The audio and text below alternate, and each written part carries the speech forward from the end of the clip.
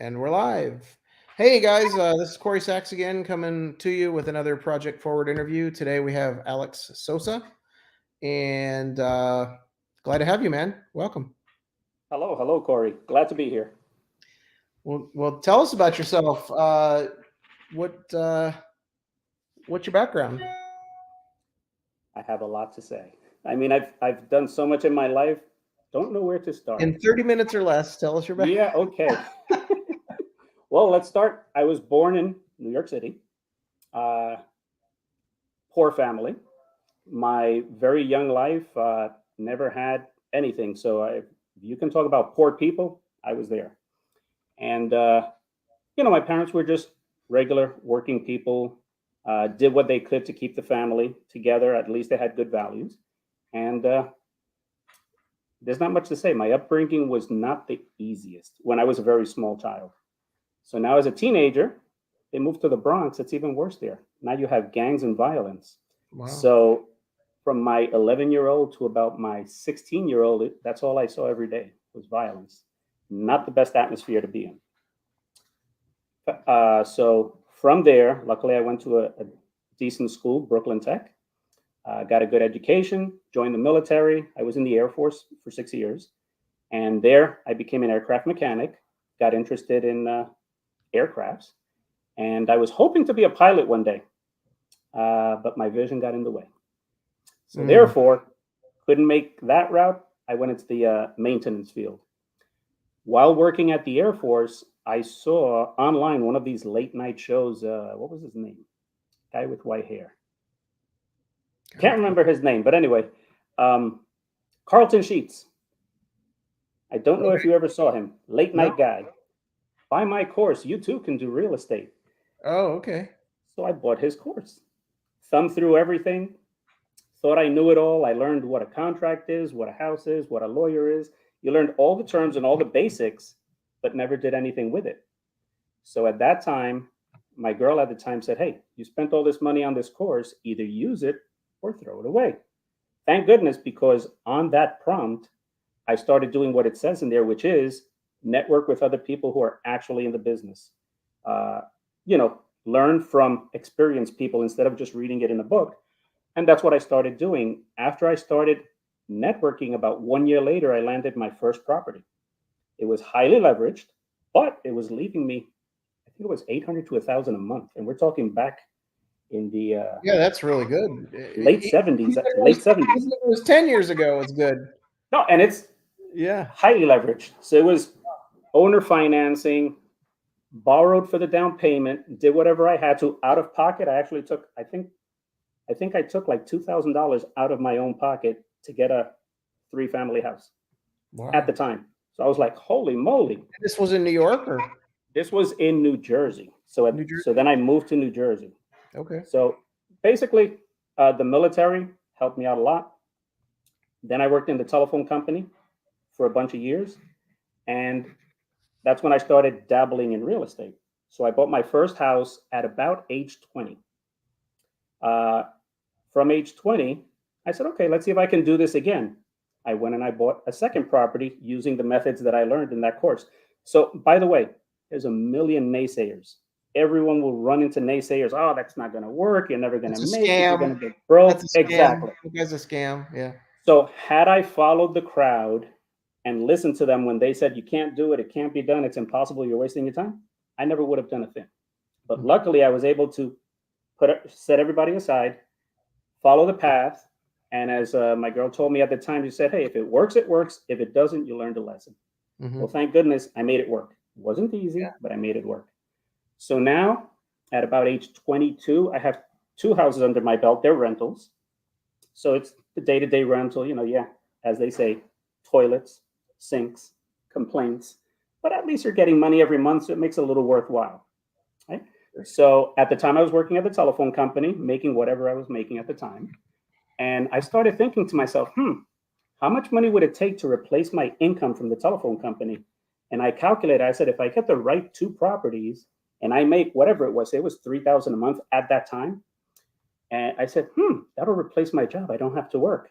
That's exactly what I did. I went out, I found two properties. One left me about 1,000 something, the other one almost 2,000 something. So I was making over 3,000 a month. I said, so why am I still working? I stopped working at about age 24. Man, that's Since amazing. then, I have not worked for a person to date. That's it. That's But amazing. that's on the real estate side. So I came from poor nothing. I got into real estate, started making money, which replaced my job with only 4 houses in like 2 to 3 years. Mhm. And then where was I going with this? There was Ramping a up. tangent. There was a tangent. I lost it. It'll come back to me later. Mhm. But yeah, so that's what I did. And then since then, I've just done real estate all the time. And like anything else, in the beginning, it seemed impossible. It seemed overwhelming. But after I did my first one, the second one was understandable. The third one was quite simple. Then the fourth and the fifth and the sixth, it's just like a snowball. It's like, oh, I've done this before. It's easy and easy and Mhm. easy. You know the lawyers, you know the title people, and it's no big deal. But in the beginning, yes, it's hard because you don't know a lot of things. Right. And that's all I've done all my life.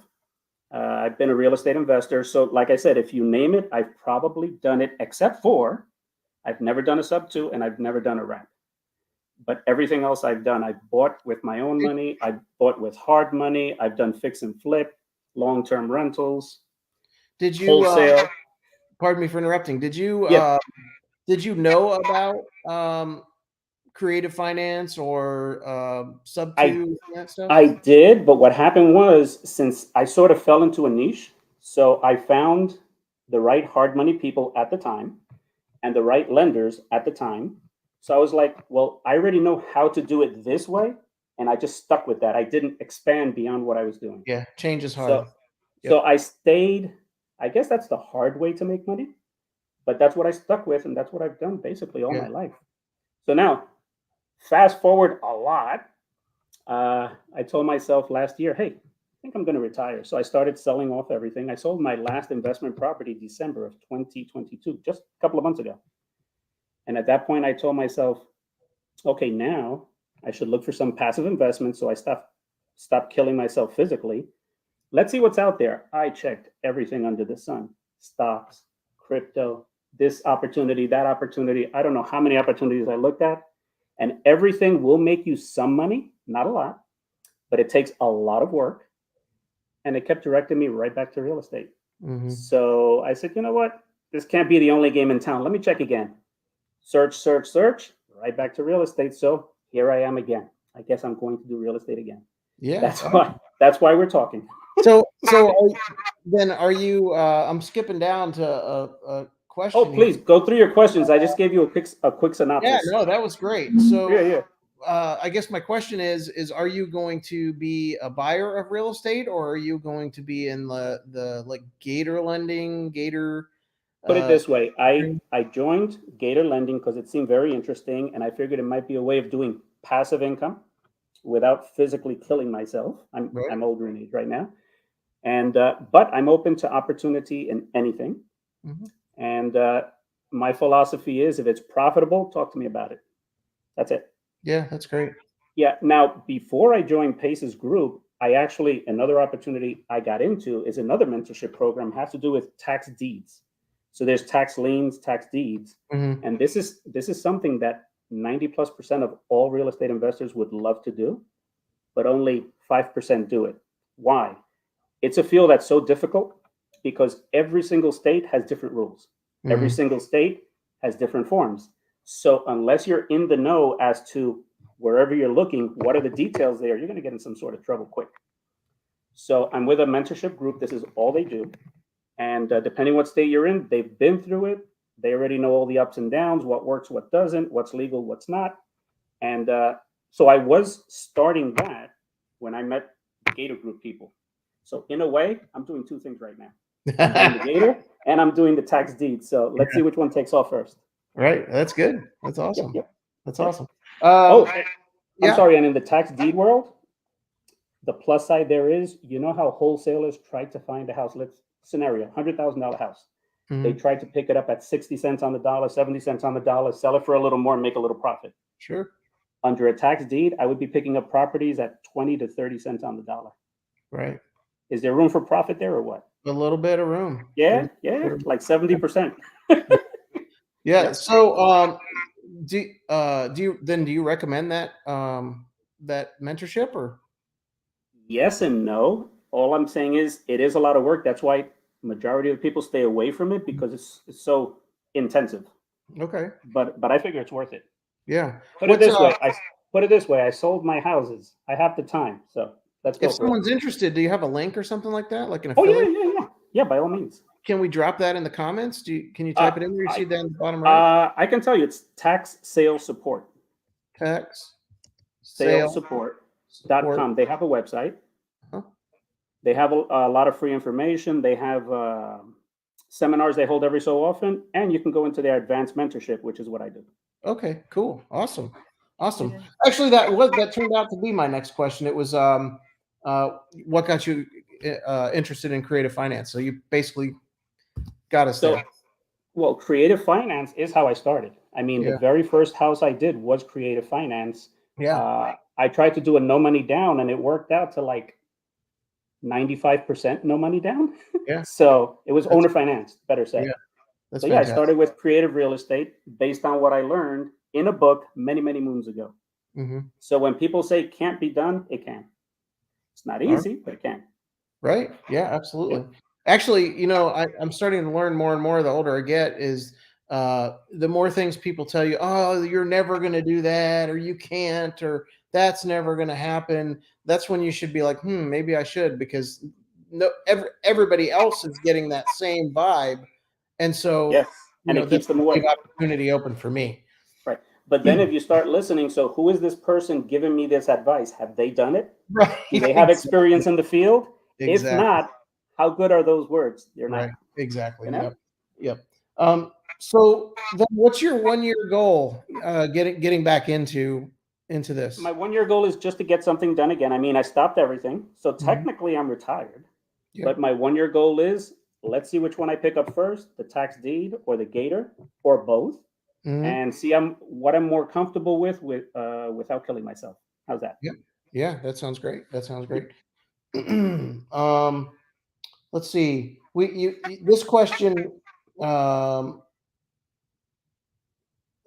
you pretty much already answered it. What have you learned so far? I mean, you've learned that. Well, no, in the gator side, I've learned a lot in the sense of I think what Pace has put together, I think the biggest asset that was brought to the table is the networking, the contacts, Yeah. the community. Because I'll give you a for instance. In the past, when I was doing properties, I would be able to buy one by myself, pick up another one by myself. Now the third deal will come along. Can't touch it. My money's tied up here and there. Right. At the time, I was like, man, if I only knew some people that had some money, I could get in deal number 3, deal number 4, deal number 5. At the time, I could not find one person to lend me money. So I was doing everything on my own. I did Yeah. it, School of Hard Knocks, on my own. Today, when I'm not looking for it, we have a community of people Yep. ready to do what I was looking for years ago. Yeah. Isn't that something? Yeah, it is, and that's funny because I was asked that question Mm-hmm. on one of my interviews, and I said what I've learned so far is your network is your net worth, right? 100%. Yeah, 100%. Now, there's thousands and thousands of people we need to meet. We can only do them one at a time. So sure. it's just a continuing process. Right, right. That's Yep. great. But So definitely worthwhile. You're not going to find this type of community anywhere. So I yeah, think no, I think I think it we're in the is. right place. It's a great community. He's really set a good example, and Yep. yep. Regardless what path you take. So, what do you recommend for our listeners as far as if they want to get into the real estate game, gator lending, the mentorship uh, I think network? something under the PACE program, he has so many avenues. I would Hmm. say check out PACE's program, see what you feel comfortable with, and pick one because that will get you into a community, which pretty much links up with everyone else. Yeah, for sure. You know? Yeah. Yeah, again, back to the network, right? Great, 100%. Hmm.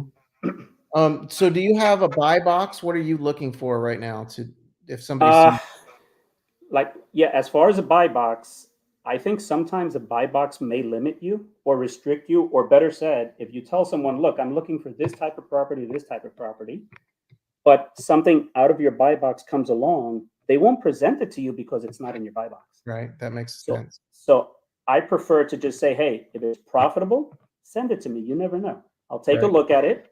It could be a business. I don't deal in that, but if it's profitable, why not? Yeah. It could be something off the wall I haven't even thought of. If it's profitable, why not? So That I makes try to just say, hey, send me anything you feel is highly profitable, not marginally profitable. How's that? Yeah, man, that's a great mindset lesson, right? Like Yeah, if you yeah, put yourself in a box, yeah. then you're right. Then that's People your are like, "Oh, box. he doesn't want that." And it happens all the time because I would do the same thing. If you send me Yeah. your box, I'm like, Mhm. well, this is him, and I don't think beyond that. Right. Yeah. Yeah. So I try to keep myself out of the Well, box. and the person that gave you their buy box, you don't want to waste their time with stuff that they didn't want, and Agreed. you don't want to waste your time trying to present them something that they didn't want. Agreed. But hey, the same way I peruse the internet, peruse news feeds, Yeah. I don't mind perusing deals. Yeah. If That's one that's jumps out at you, you're like, I'm going for it. That's it. yeah.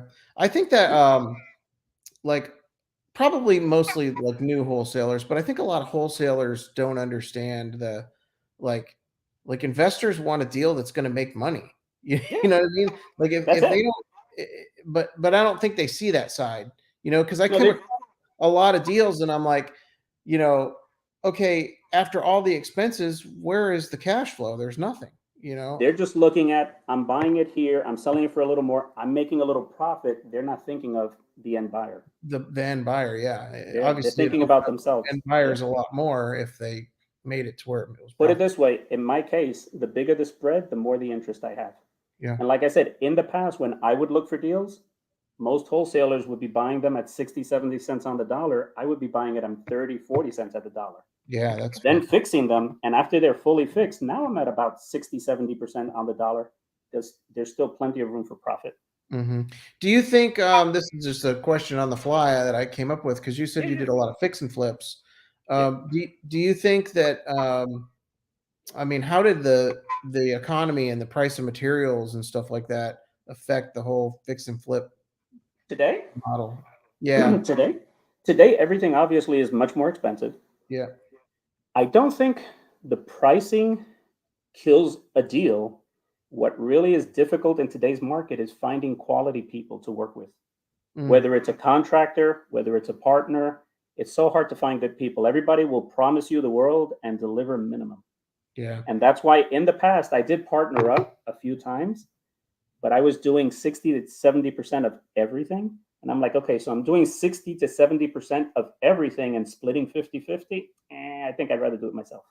So I yeah. continued on my own. So you did the work then? I did part of the financing and 90% of the work. How's that?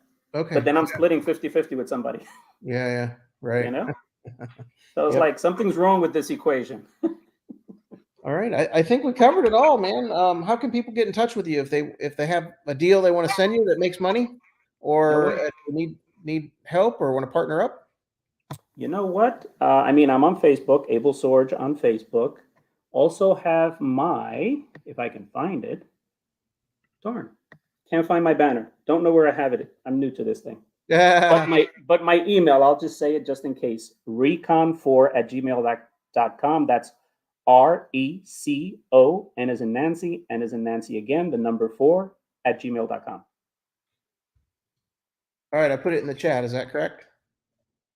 Can't see the chat. Oh, you can't Or see the don't see it on my screen.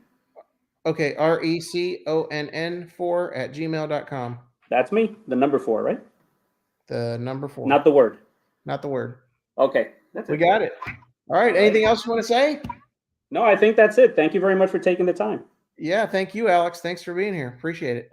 Excellent. Anytime. We'll be talking soon. Yes, sir.